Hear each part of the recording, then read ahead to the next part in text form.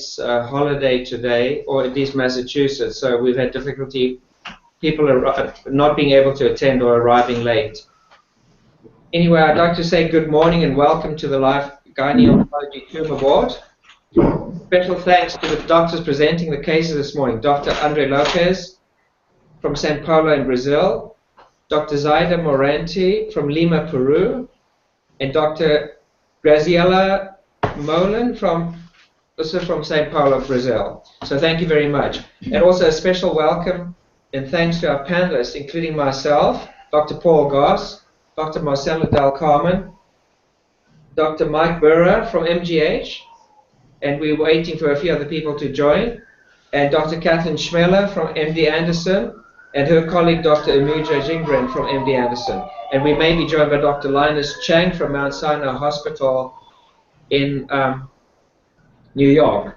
So with that introduction, please keep your microphones muted as usual while somebody's presenting. Unless you're speaking, please keep your microphone on mute. Thank you very much. It sounds great now. And remember that the slides and YouTube video are being recorded of this session and will be available for viewing after the tumor board. So with that introduction, can we please get started? Dr. Lopez, can you hear us? Yes, we can. Okay. Could you speak into your microphone, and when the slides are shared, you can begin your presentation. Thank you. Of the first page. Can you hear me well? We can. Thank you very much. Okay. First, we'd like to thank you, the Global Cancer Institute, and also Professor Paul Goss for this invitation, and our hospital is very happy with that. Our case is a 33-year-old female. She was asymptomatic, no smoking, and no familial history of cancer. She had 5 pregnancies, 2 children, and 3 abortions. Her first treatment was in another institution, in another hospital. She first did a pap smear, which was suspicious for high-grade squamous intraepithelial lesion, CIN2-3.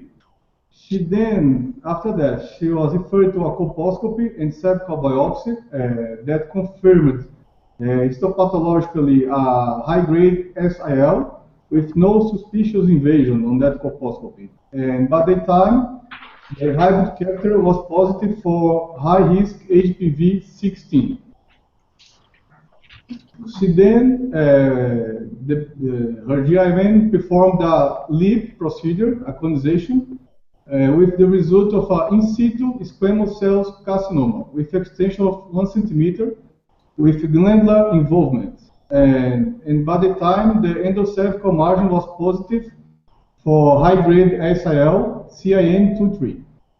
2 months later, they performed a total laparoscopic extrafacial hysterectomy on this patient, and with the result of a squamous cell invasive carcinoma. After that, she was referred to our institution. On the physical examination, we identified any evidence of residual disease. Was a normal physical examination, and she is an obese patient with a body mass index of 34, which classifies her on a class 1 obesity. The pelvic MRI with no evidence of disease, and the CT scan also with no evidence of disease. We made a review of the pathology. In the LEAP specimen, the diagnosis here was the same, with in situ squamous cell carcinoma, and the endocervical margin was positive for high-grade SIL. And in the hysterectomy specimen, this was reviewed by 2 pathologists of our hospital. They saw a cervical invasive squamous cell carcinoma with 2.5 millimeters of horizontal spread and 5 millimeters of stromal invasion, with no lymphovascular space invasion in 3 margins. The conclusion was a figure 1A2, squamous cell cervical carcinoma. Our discussion is what we should do with this patient. Let's just take your points one at a time, if you may, Andre. Sorry? Let's just discuss each point one at a time. So the first question about your first question, should the patient, can everybody turn on their microphone? Somebody's got their microphone. Just mute your microphone, that's all. Thank you. So the first question is this patient a candidate for observation, having had the surgery she's had? So one question I would have is, after she had the initial conization, she had a in situ lesion with glandular involvement and a positive ECC. I know that this happened outside of the institution, but was she offered, if she was offered a recone or a re-leap, a re-excisional procedure, given that she had positive margins? We don't have this information because she was treated somewhere else, but by what the patient said, that was a kind of agreement between her and her GI wing. Is it positive for HSIL at the bottom? What does that mean? Right. So positive for high-grade dysplasia. Okay. Yeah. Okay. So we would have offered her a re-excision to get a clear margin, but also to rule out an occult malignancy. Right. As opposed to treating the high-grade margin for dysplasia with a simple hysterectomy. Right. So that's the first point. Andre, I don't know if you heard. Dr. Del Carmen is saying they would have offered a repeat leap after the first leap if they had seen the patient from the beginning. So the first, perhaps slight difference in variation in practice was to go directly to definitive surgery, right? Hysterectomy. So before going to definitive surgery, we would have offered her a repeat excisional procedure, either a cone or a leap here. Right.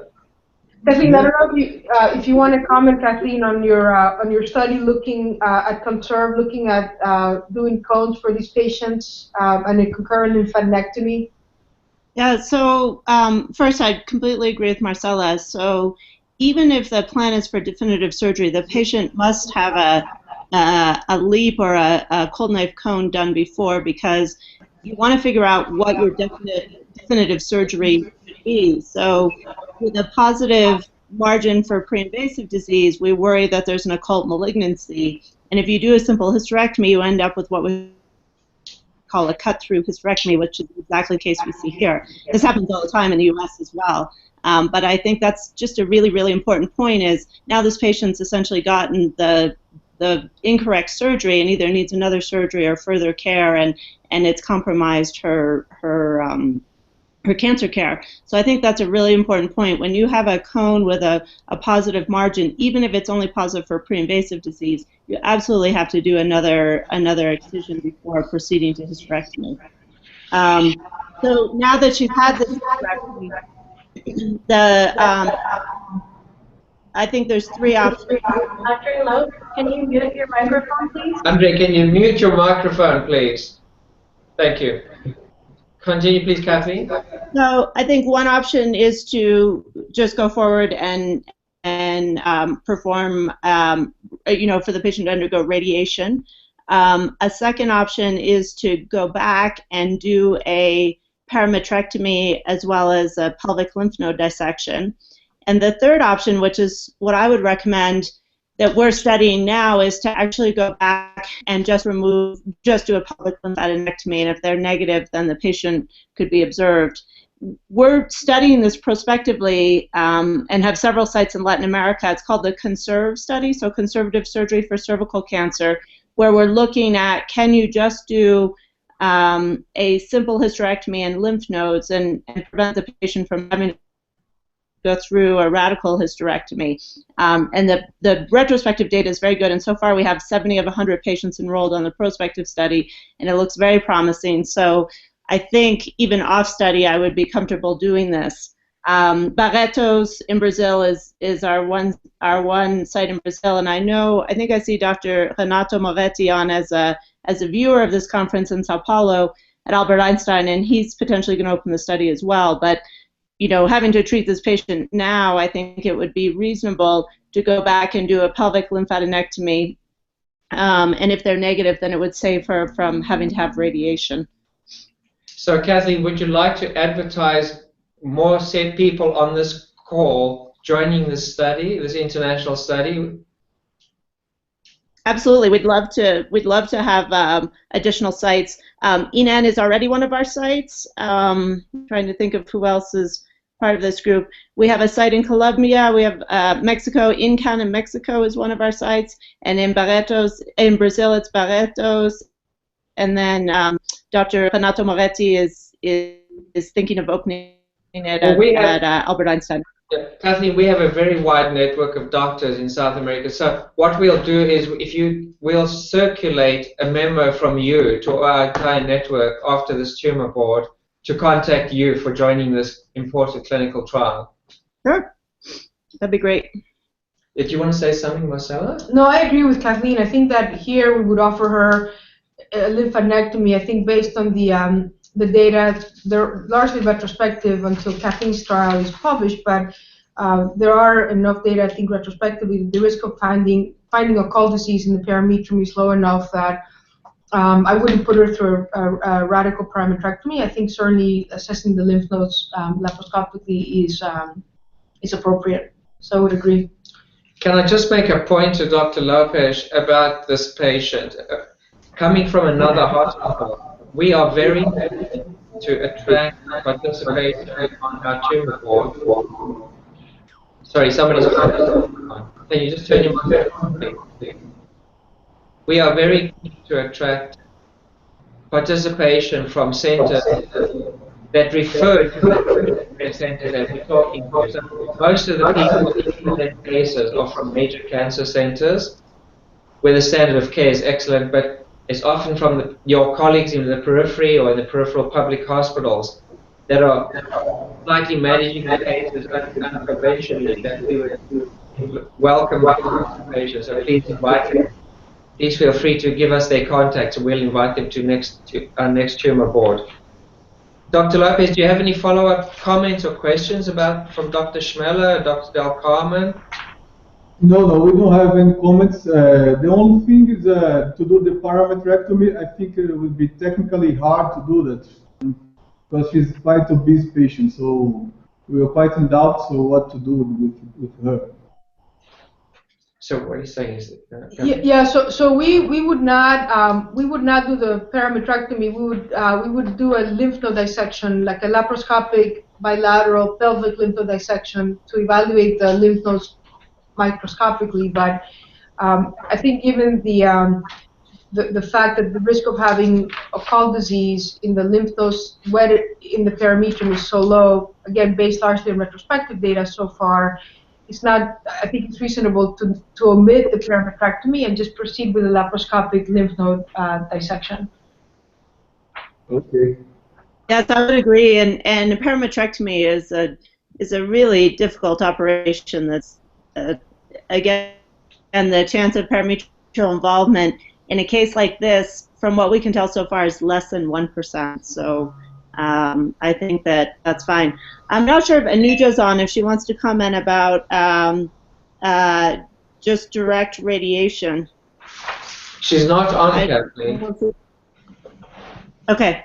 But she had texted me earlier and said that, at MD Anderson, these patients go on the CONSERVE study, so she's in agreement. But if it were not possible to do a lymphadenectomy, we would both worry about just absorption. We found so far prospectively that 3 to 5% of these patients have positive nodes, even with these really low-risk tumors. So you would I think if you didn't want to do a public... Sorry, you would advise radiation, Kathleen? No, I would advise doing a pelvic lymphadenectomy. But if for some reason that's not possible, then our standard would be to do radiation. But our first choice would be to do a pelvic lymphadenectomy and save the patient getting radiation therapy. Great. Okay. Thank you. Well, thank you very much, everybody. I'd like Dr. Moranti from INEN. Dr. Moranti, can you hear us and are you online? Dr. Moranti? Can you unmute your microphone, please?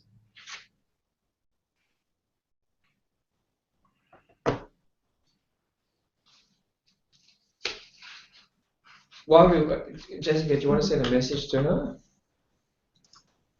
Hello, Dr. Zaida, can you hear us? Hello, Lee. Yeah, that's good. Thank you. Okay. Can you just turn your microphone up a little bit, and you're welcome to begin presenting. Dr. Morenti is from INEN, speaking of INEN, from INEN in Lima, Peru. Please go ahead, Dr. Morenti. Okay, thank you. This case is about a 41-year-old Hispanic woman without family history of cancer. In June 2014, the patient comes to the institution with a 6-month history of vaginal discharge and bleeding and no other symptoms. The gynecological examination revealed a 7-centimeter bleeding exophytic cervical mass with necrotic center and dry parametrial involvement. A cervical biopsy was performed, showing a moderately differentiated ulcerated squamous cell carcinoma. Next, please. And the patient was diagnosed with stage 2B cervical cancer. In July, she received concurrent chemoradiation with weekly cysteine for 5 weeks and pelvic radiotherapy. At the end of the treatment, there was no evidence of disease in the imaging studies. And in October 2014, with a history of headache for 1 month, a brain MRI was performed, showing a cerebellar expansive process consistent with metastasis. Okay. She underwent suboccipital craniotomy plus wide resection of the tumor and confirmed the diagnosis of squamous cell carcinoma brain metastasis. She started holocranial radiotherapy as a palliative treatment in November 2014. And she was taken to the emergency room with severe neurological impairment in December, 5 days after her family reported her death. The first question is, cervix cancer in young women have different behavior and response to treatment? So maybe we take that question first, if you don't mind.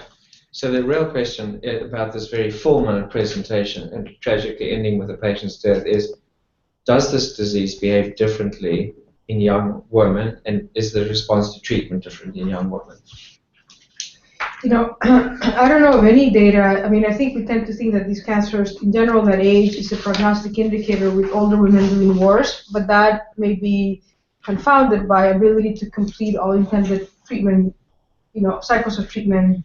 And then I think there may be some data that we tend to be less aggressive with older patients, even if you factor in medical comorbidities. I don't know of any data that would, in a non-immunocompromised patient, right, that would support that younger women have a different disease course. I don't know if Mike wants to weigh in, or Kathleen. Yeah, I would agree on that. If anything, in the States, the age relationship is inverse, which is the older patients with cervical cancer tend to do poorer, and I think for the reasons that Dr. Del Carmen mentioned, which is there any biological subtype that's confined to young women that makes it worse, like triple negative in breast cancer, young women with breast cancer? Is there something like that? I would wonder if the histology here is a different. I mean, I don't know if it's read as squamous, but certainly we see a more aggressive biology in some of the more rare types of cervical cancer, but it's not I don't think brain metastases are that common.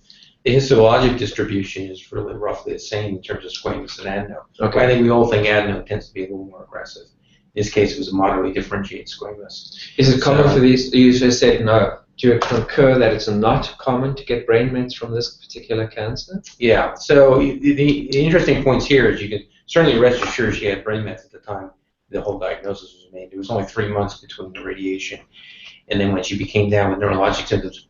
It's a rare enough event for us that we would never recommend, head CTs or head MRIs as a screening issue at the time that you treat these patients. In an asymptomatic patient, no. We would go only with neurologic symptoms. So the way this played out is actually, I think, was handled reasonably well. It's just in this particular patient it appeared to be a very aggressive tumor. And the management of the brain mets, Kathleen, if you want to chime in, please feel free. The management of the brain mets in this young patient, she's got cerebellar metastases, from a squamous cell carcinoma of the cervix. What's the best management for that? Just to take a step back, I agree with Mike and Marcella that I think when we see these cases, we usually go back and review the pathology. I mean, I just wonder if it's a neuroendocrine tumor or some other very aggressive histology. When we have brain mets, usually we work with the radiation oncologist and the neurosurgeons. Sometimes if it's an isolated brain met, our neurosurgeons are very aggressive. We do a lot of surgery. If it's multiple brain mets, then usually it's whole brain radiation. Then sometimes stereotactic radiotherapy. You know, can I just say well, that? so. Can I just say, Kathleen, thank you. Can I just say, very often we have cases presented on these tumor boards from South America where the patient coming into a tertiary care cancer center from a peripheral center, and the management to date from the peripheral center has been suboptimal. But just to give you a reality check here, at Massachusetts General Hospital, when we get a breast cancer patient arrive for a second opinion or for a referral from an outside community hospital, it's standard practice to review the pathology in every single patient like that. So rather than sort of insulting the pathology expertise of the referring center, we just routinely redo the pathology, we routinely do the biomarkers, and it is really remarkable how often we have a change in the pathology and a change in the biomarkers by reviewing it. So I don't know what the practice is like in South America, but that's what we do here, review all cases. We have all the x-rays reviewed by our radiologists, reread. Sometimes we repeat the x-rays, we even sometimes repeat the biopsy, but we make sure that the information we're getting on the patient is accurate. And unfortunately, it very often isn't accurate from a referring center. So that might be a good idea for a patient like this who presents with a very atypical presentation of brain metastases. Before accepting the pathology diagnosis, perhaps reviewing the path or repeating the biopsy would be appropriate. Do you want to make any comment about the case from Inan? Oh, they're still asking what's the treatment and management of I don't know that we've got a brain radiotherapist here, but.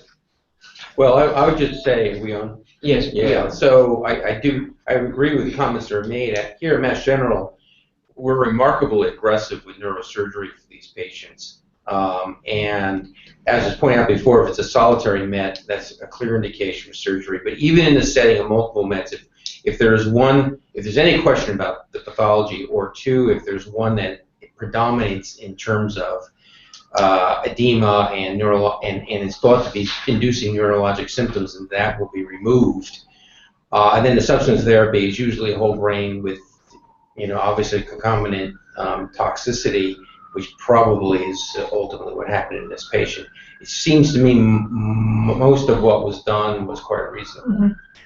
Yeah, I would agree. I think that just as Kathleen said, our neurosurgical group tends to be pretty aggressive, especially in a young patient.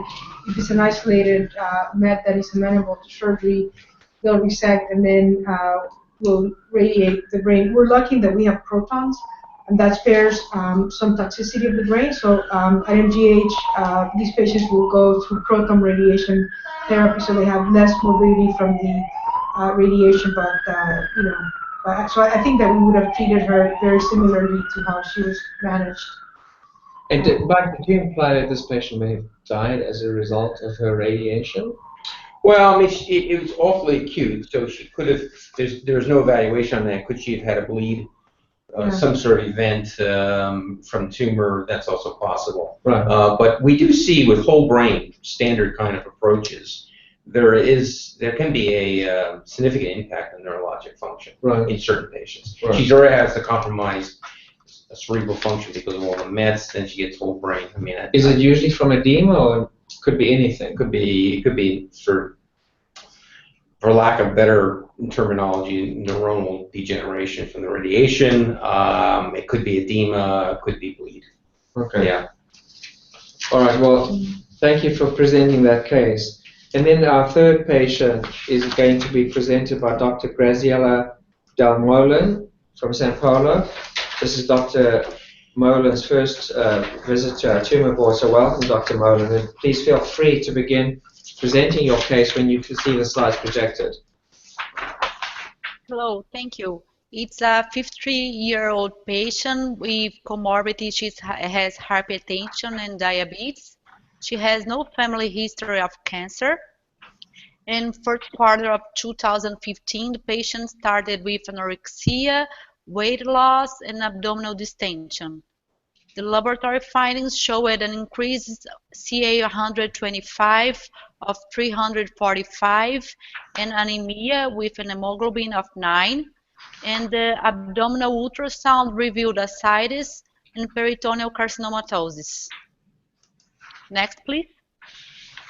She continued the investigation and she did a PET-CT that revealed one node in liver of 2 centimeters with an increased glucose uptake, as also an increased glucose uptake in lower level of the diaphragm and ascites. Next one. Show an increased uptake in the parametron and left ovarian. Next one. The patient did a peritoneal biopsy that revealed a serous adenocarcinoma grade 3, and immunohistochemistry revealed ER positive, anti-WT1 positive, constitutive serous ovarian adenocarcinoma stage 4. So after that, the patient was submitted to a suboptimal cytoreduction and resection of hepatic lesion. And after that, it was more than 1 centimeter in the disease, in the surgery. And after that, the patient started with chemotherapy with carboplatin, paclitaxel, and bevacizumab every 3 weeks for 6 cycles. The patient had a good tolerance and no grade 3 or 4 toxicities. After that, the patient had clinical, serologic, and radiologic response, and started with maintenance bevacizumab, 15 milligrams per kilo every 3 weeks.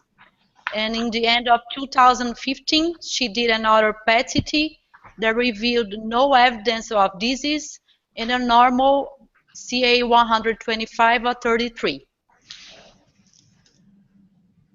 So the question from a primary cytoreduction stage 4 disease, what would be the best adjuvant treatment for this patient? And in the case of a complete response, when should we stop bevacizumab maintenance treatment? So in addition to addressing some of the questions, some general comments about the case, or just general comments, you know? Yeah, so I think as a general comment, you know, even though there are data from 2 randomized studies, GOG 218 and ICON 7, with regards to using bevacizumab concurrently with chemotherapy and then as maintenance therapy, that regimen has not been approved in the United States, and so we don't use it very often. I would say in our practice we don't use it, I don't think, at all. Basically, primarily because there were no data to support an overall survival advantage. The data show I would say a modest progression-free survival advantage at the expense of taking Avastin concurrently with chemo and then as maintenance for either a year or 15 months, depending on which of the 2 trials you look at. So as a general statement, I would say that we don't use that, and maybe Mike can speak a little more to that. We don't use the combination with Avastin that was used in this case. So can I just clarify, you use carboplatin and paclitaxel without bevacizumab? That's correct. Okay. Yeah. Because it's very expensive, and you're saying there's very little evidence of benefit. Maybe a small progression-free survival, or there's a small advantage with regards to progression-free survival interval, but no advantage with regards to overall survival. So I think based on that, we don't use it. And this is all the treatment of stage 4 disease you're talking about? For stage 3 and 4. 3 and 4. Yeah. Not as adjuvant therapy. GOG 218 was the large randomized phase 3 trial, showed 4.6 month PFS prolongation with that, no overall survival. In stage 3 and 4 patients. Yes, that only allowed stage 3. And so, of course, if you don't use it in stage 3 and 4 patients, you don't use it adjuvantly either.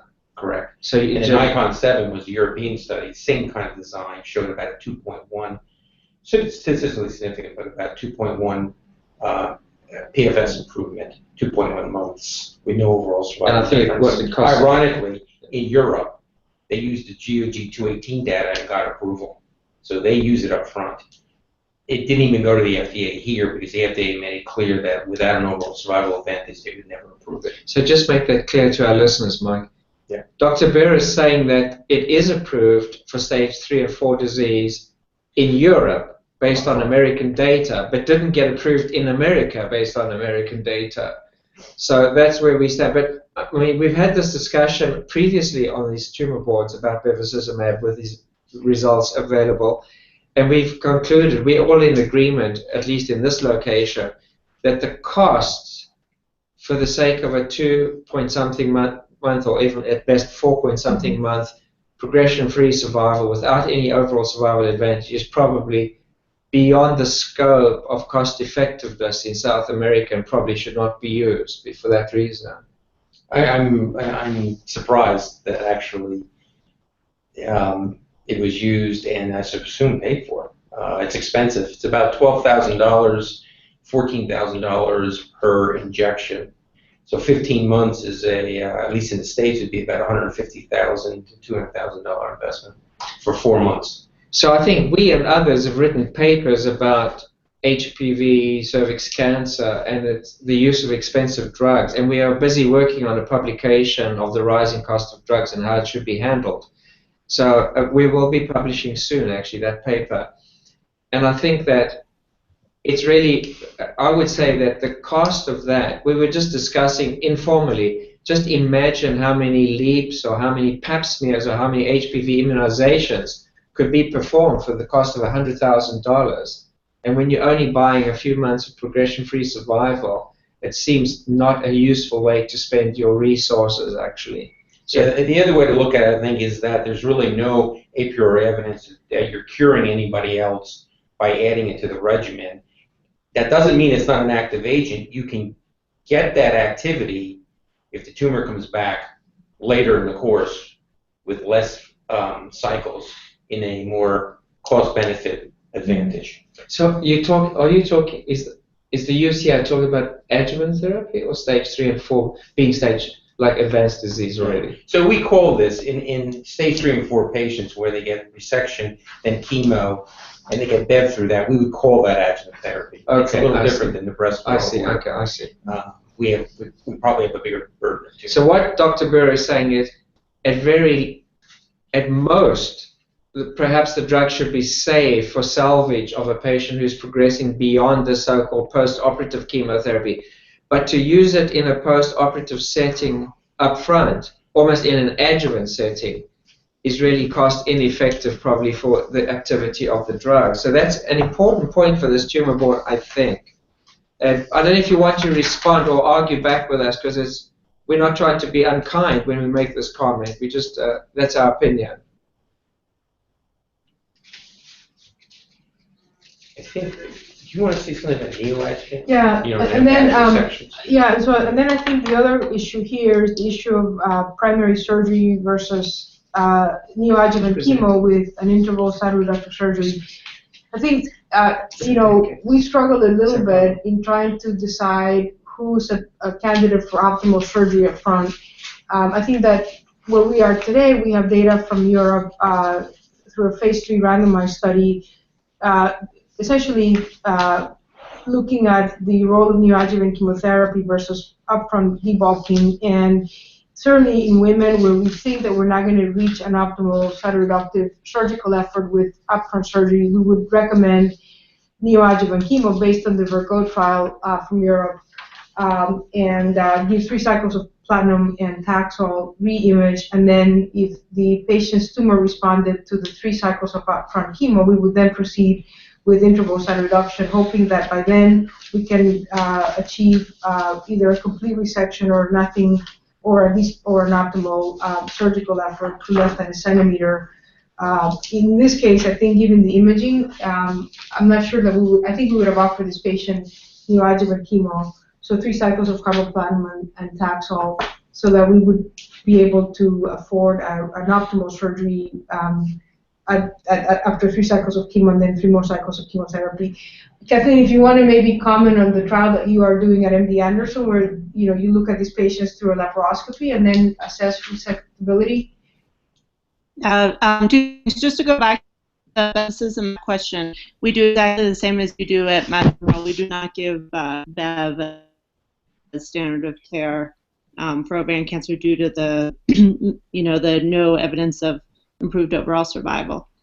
And then as far as the surgery, so we 2 years ago now changed our practice because it was all over the place of who was operating up front and who was giving neoadjuvant chemo. So we standardized it across, we have 20 GYN oncologists, so we standardized our practice that every patient who comes in has imaging or their outside imaging reviewed, and if they have liver mets, parenchymal liver mets or lung mets, they actually automatically go to neoadjuvant chemotherapy. Unless we really think it's a liver met, we can resect. And then for all the others where they have a lot of peritoneal disease and liver surface disease and things like that, we do laparoscopy on all of them, and they get scored using the Fogoti score from Dr. Fogoti in Italy. And if they and they're scored independently by 2 oncologists. So if it's my case, I start the case and then I do a score, and then a second GYN oncologist comes in for the other one. They do an independent score, not knowing what my score is. And if we disagree, we actually get a third person to come in. Now that's not real world because there are a few places around where there are 3 GYN oncologists hanging around the OR. But I think we're just trying to do it to sort of standardize what we're doing. And if the score is 8 or above, the patient gets neoadjuvant chemotherapy. If it's less than that, then they go on to a tumor reductive surgery. So we're trying to really standardize who we think can be optimally So Kathleen, thank reduced and who. Can I just say a few follow-up words in a few remaining minutes? Part of the reason for these tumor boards, apart from getting the auspicious opinions of our faculty in the US, is also to introduce the concept of multidisciplinary tumor boards. So what Dr. Schmiller just described is something that's widely practiced both in Canada and the United States, which is that I was joking with Dr. Berra, who's a famous medical oncologist, that he's not a surgeon, but he should be able to answer rudimentary surgical questions. I think one of the things that we've had complaints with over the years, of course, with patients and their families, is for patients to get different opinions between disciplines on a critical part of their care or between doctors. So when these patients with solid tumor malignancy traverse the system and go from a medical oncologist, the following day they see the surgeon, etc., etc., you like to think that the big questions, like do you need your breast off, yes or no, and do you need radiation, yes or no, should be within the domain of all breast cancer specialists. It shouldn't just be a surgical question that the medical oncologist cannot answer. The fine detail, it's not possible for fine detail, but broadly speaking, it's very disconcerting for a patient to hear a radically different opinion from 2 doctors within the same hospital, or even between hospitals. And the NCI in the US and in the NCI in Canada stipulated that to be classified as a tertiary care cancer center, it was mandatory to see a certain proportion of cases, in the case of Canada, in a multidisciplinary setting to establish harmonization of practice opinions. So I want you all to think about that. When you are a surgeon, you should know about the broad indications of neoadjuvant or adjuvant systemic chemotherapy, the same with the radiation, and so on and so forth. And I think, for example, the example that Kathleen gave, which is to harmonize the opinion about whether treatment is given, it's not that one's wrong or one's right, but within your center and many doctors, you should speak with a single voice. So if you're going to make a decision for neoadjuvant, establish a pathway to make that your standard of practice, or give it adjuvantly and make sure that you all do that. Try to avoid radically different treatment approaches within the same cancer center and between doctors. I think that's and it tends to be, please don't take this as a criticism in South America, because everybody used to practice like this in the world and still does often. And what we found in when I worked in England and in Canada, the busier clinically that doctors are, the less able they are to standardize their care. So the you doctors in South America who see 100 patients a day kind of thing, obviously you don't have time to go to multidisciplinary tumor boards, but you should make it a habit to attend these tumor boards and to have one in-house of your own where you see patients and discuss the broad management of the cases, even if it's 1 in every 10 patients that you discuss, but you should see a proportion. That's what in Canada, you had to see, I think, 10% of all cases at a cancer center in a multidisciplinary setting in order to achieve tertiary care cancer status, like a center of excellence, like we are here from the NCI. So I think that was a very good point, Kathy. Thank you. Well, the other point I would make, I do come at this from a medical oncology standpoint and also from a translational researcher perspective. And I think that we've now come to realize that some of these patients who effectively after surgery are suboptimally debulked or have tumor that has spread in certain patterns, that this is reflecting the fundamental biology of the tumor.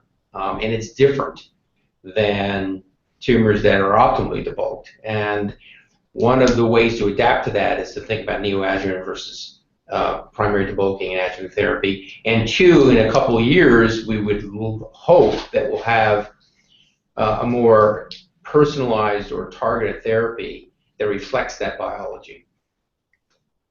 So one last announcement for everybody, including our cervix and breast cancer tumor board attendees, is that on March the 7th, Dr. Ben Park from Johns Hopkins and Dr. Aditya Bhatia from MGH are going to give a tumor board where they talk about genetic mutation analysis of cancers and the emergence of targeted therapies and how we at MGH are unraveling so-called personalized therapies and making sense of all the myriad of targeted therapies that are coming into focus.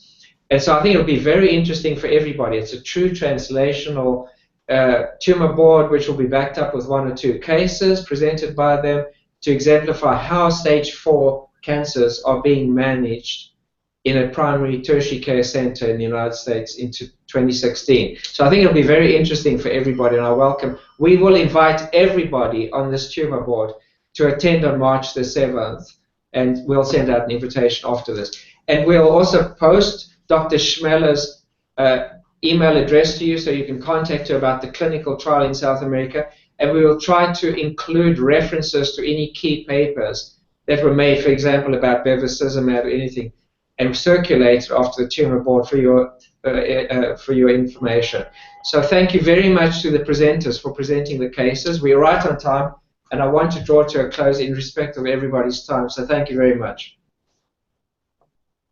Thank you.